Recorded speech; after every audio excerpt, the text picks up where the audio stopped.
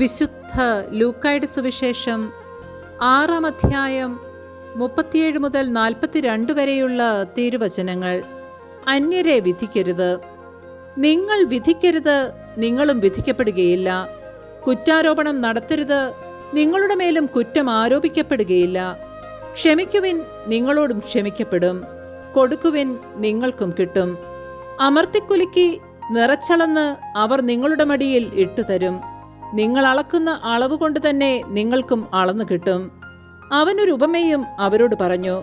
കുരുടന് കുരുടനെ നയിക്കുവാൻ സാധിക്കുമോ? ഇരുവരും കുഴിയിൽ വീഴുകയില്ലേ? ശിഷ്യൻ ഗുരുവിനേക്കാൾ വലിയവനല്ല. എന്നാൽ എല്ലാം പഠിച്ചു കഴിയുമ്പോൾ അവൻ ഗുരുവിനെ പോലെയാകും. നിന്റെ സഹോദരന്റെ കണ്ണിലെ കരട് നീ കാണുകയും സ്വന്തം കണ്ണിലെ തടിക്കഷ്ണത്തെ ഗൗനിക്കാതിരിക്കുകയും ചെയ്യുന്നത് എന്ത്? സ്വന്തം കണ്ണിലെ തടിക്കഷ്ണം കാണാതിരിക്കെ സഹോദര, നിന്റെ കണ്ണിലെ കരട് ഞാൻ എടുത്തു കളയട്ടെ എന്ന് പറയാൻ നിനക്കെങ്ങനെ കഴിയും? കപടനാട്യക്കാരാ, ആദ്യമേ നിന്റെ കണ്ണിലെ തടിക്കഷ്ണം എടുത്തു മാറ്റുക. അപ്പോൾ നിന്റെ സഹോദരന്റെ കണ്ണിലെ കരട് എടുത്തു കളയുവാൻ കഴിയത്തക്ക വിധം നിന്റെ കാഴ്ച തെളിയും. നമ്മുടെ കർത്താവായ മിശിഹായ്ക്ക് സ്തുതി.